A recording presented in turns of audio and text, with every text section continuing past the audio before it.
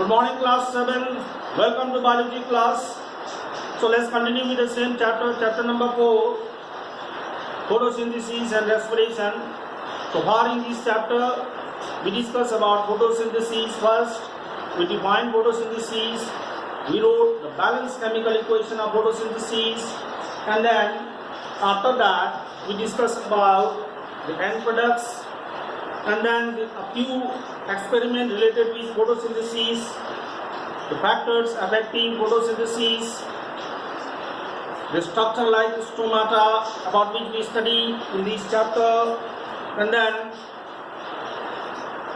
after that we discuss about the experiments showing that carbon dioxide is necessary for photosynthesis, chlorophyll is necessary for photosynthesis, and then after that sunlight is necessary for photosynthesis, oxygen is evolved during photosynthesis. So all these things we did, and then we discuss about the significance of photosynthesis, where we come to understand that photosynthesis is responsible for producing the food for all the living organisms. Photosynthesis is only the process by which solar energy is trapped. Photosynthesis is only the process during which oxygen is evolved, which are utilized by the other living organism to respire, and photosynthesis helps in cleaning the environment by utilizing the carbon dioxide. So all these things we discussed before. Then we started the topic that is respiration, where we learned that respiration is the process during which exchange of gases takes place. Okay, exchange of gases takes place, and then the food molecule is broken down or oxidized to release the energy along with carbon dioxide and water vapor. Two types of respiration we learned: aerobic and anaerobic. Aerobic, which utilizes oxygen, and anaerobic, which does not require oxygen. And we came to understand in the previous class that during aerobic respiration, complete oxidation of food molecule takes place, and during anaerobic respiration, incomplete oxidation of food molecule takes place. So that is why during aerobic respiration, large amount of energy is produced, whereas during anaerobic respiration, less amount of energy is produced, which is equal to 2 ATP. When in case of aerobic respiration, 38 ATP molecules are produced. ATP, adenosine triphosphate, which is one of the energy currency of the cell. This is what I explained to you. Then again, after that, we learn about the structure like lenticels. Lenticels are the openings present on the 2D stain through which exchange of gases takes place. Okay, it always remains open, it never gets closed. So this all we discussed in the previous class. One experiment is also given here that to show that germinating seeds respires. Okay, this you can go through yourself. Today we are going to compare these two terms about which we have learned so far, that is photosynthesis and respiration, how they are different from each other. As we know that in plants particularly, so in plants what we see that photosynthesis occurs only during the daytime. Okay, so today we are going to learn about the difference between photosynthesis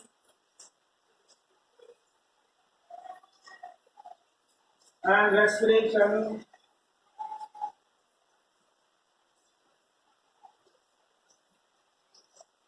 So the first difference which we can include here is that photosynthesis occurs only during the daytime, because it requires the presence of sunlight.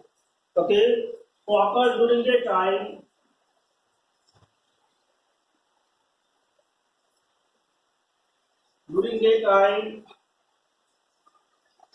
Whereas respiration occurs throughout the day and night. Okay, throughout the day and night.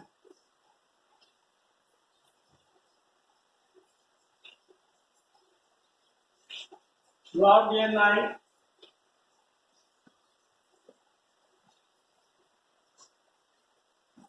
In the book, night is not mentioned. Okay, then again next, we can compare photosynthesis respiration in terms of the raw material which are used. Okay, raw material that is required for photosynthesis to start photosynthesis are carbon dioxide, Raw material we can compare. The raw materials that are required to carry out the process of photosynthesis are carbon dioxide and water. Okay, whereas the raw material for respiration is glucose, that is C6H12, O6, glucose and oxygen. So these are the raw materials that are required for respiration. And then again next, we can also compare in terms of their end products which are produced. Okay, during the process of photosynthesis, the end product of photosynthesis are glucose molecule.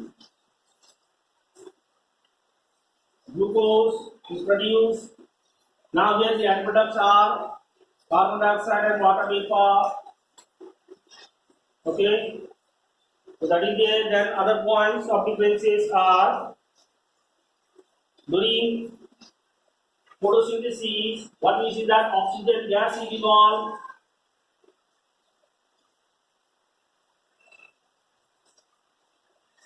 And here during respiration, oxygen gas is utilized. Okay, and again carbon dioxide is evolved. The carbon dioxide is utilized during the process of photosynthesis, and here carbon dioxide is given out. Okay, and then again photosynthesis occurs only in the plants.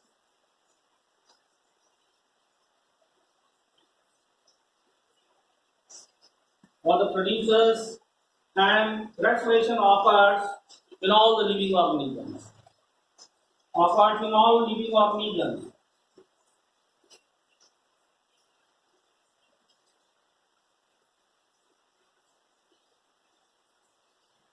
One more important thing, that is during photosynthesis, what we see is that the simpler molecules like carbon dioxide and water combine to form the complex molecule that is glucose, whereas during the process of respiration, the complex food molecule is broken down to form the simpler molecules like carbon dioxide and water vapor. So this is how we can differentiate between photosynthesis and respiration. Now after that, so this chapter is completed, students.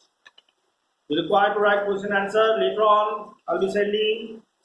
Okay, thank you very much.